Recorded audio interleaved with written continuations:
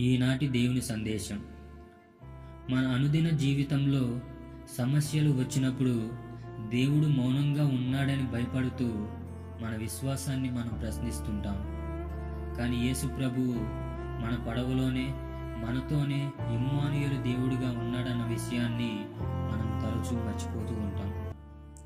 మనలను నాశనం చేయడానికి కాదు, నయం చేయడానికి దేవుడు మన పాపాలను, మన అంధ విశ్వాసాన్ని వెలుగులోనికి తీసుకొస్తూ మన హృదయాల్లోని లోతైన సమస్యలను శాంతింపజేస్తాడు.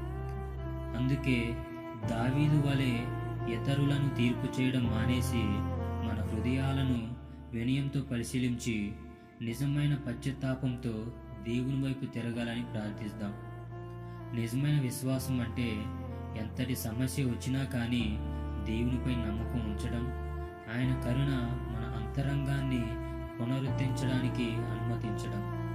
ఎందుకంటే ఆయన సాన్నిధ్యం మరియు దయ అన్ని సమస్యల కన్నా, అన్ని పాపాల కన్నా అత్యంత బలమైనవి. దేవుడు మనందరినీ దీవించునుగాక.